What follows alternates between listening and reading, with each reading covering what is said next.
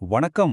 ஒரு ரொம்ப சிக்கலான சுப்ரீம் கோர்ட் கேஸ நம்மள மாதிரி சாதாரண சொத்து வச்சிருக்கிறவங்களுக்கு ஒரு சிம்பிள் கைடா மாத்த முடியுமா?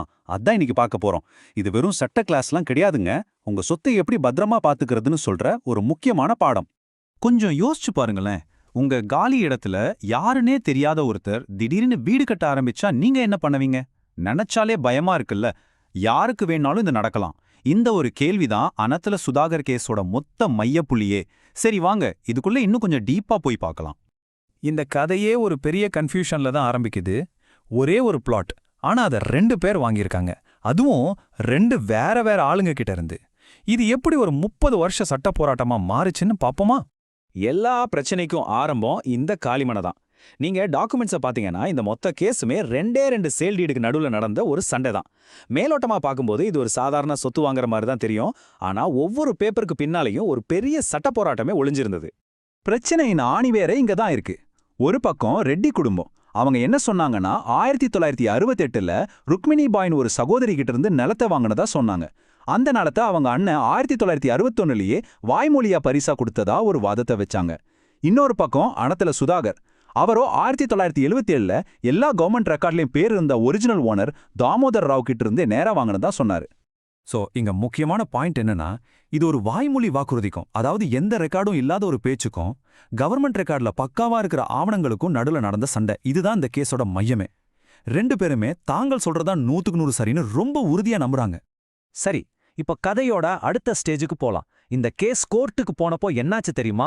சரியான குழப்பம். ஒரு கோர்ட் ஒன்னு சொல்லுது, இன்னொரு கோர்ட் அதுக்கு நேரா உல்டாவா சொல்லுது. என்னென்ன தீர்ப்பு வந்துச்சுன்னு பாருங்க. இந்த டைம்லைனை பாருங்க, தலை சுத்துது இல்ல.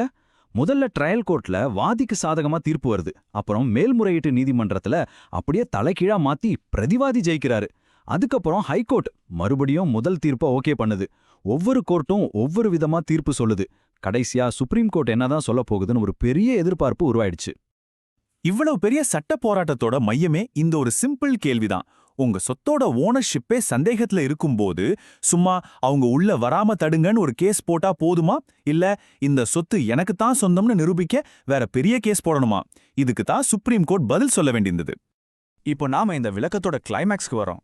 இங்கதான் சுப்ரீம் கோர்ட் இந்த ஒரு கேஸுக்கு மட்டும் இல்லாம இது மாதிரி ஆயிரக்கணக்கான சொத்து பிரச்சனைகளுக்கும் ஒரு தெளிவான ஃபைனலான ஒரு வழிகாட்டுதலை கொடுக்குது. இப்போ நீங்க ஸ்கிரீன்ல பாக்குறது சுப்ரீம் கோர்ட் ஜட்ஜ்மெண்ட்ல இருந்து ஒரு முக்கியமான லைனு. அதுல என்ன சொல்லிருக்காங்கன்னா, எப்ப வெறும் இன்ஜங்ஷன் சூட் போட்டா போதும், எப்ப டிக்ளரேஷன் சூட் போடணுங்கிற ரூல்ஸ் எல்லாம் ஏற்கனவே தெளிவா இருக்குன்னு சொல்றாங்க. அதாவது இந்த கன்ஃபியூஷன் எல்லாம் நிறுத்தி இந்த பேசிக் சட்ட விதிகளை உறுதியா நிலைநிறுத்துறது தான் தங்களோட நோக்கம்னு தெளிவுபடுத்திட்டாங்க.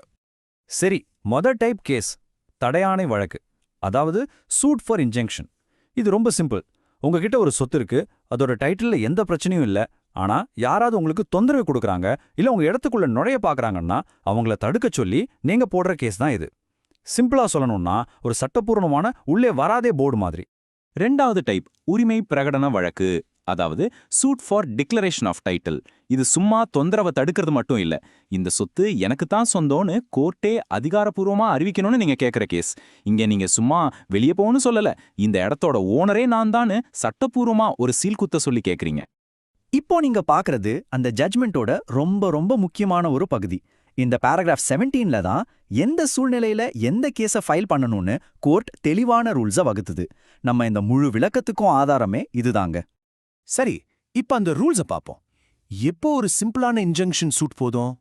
ஒன்னு, உங்க டைட்டில்ல என்ன பிரச்சனையும் இல்ல, உங்க சொத்தம் உங்க கண்ட்ரோல்ல தான் இருக்கு, உங்க ஓனர்ஷிப்பை யாருமே கேள்வி கேட்கல, ஆனா யாரோ சும்மா வந்து தொந்தரவு மட்டும் தர்றாங்கன்னா அப்போ இந்த சிம்பிள் கேஸ் போதும்.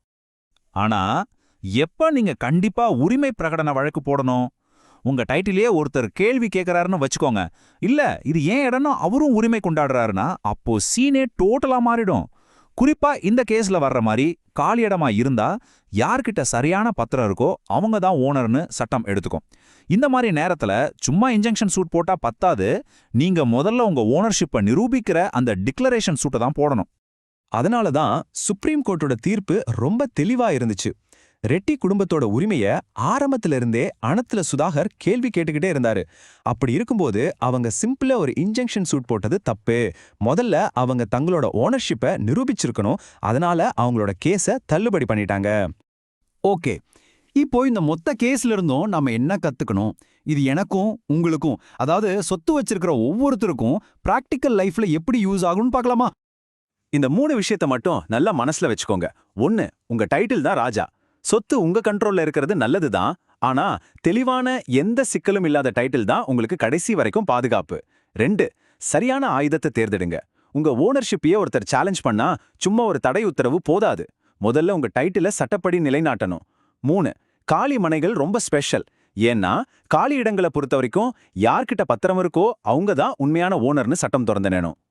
இந்த நம்பரை பாருங்க, 30 வருஷம்.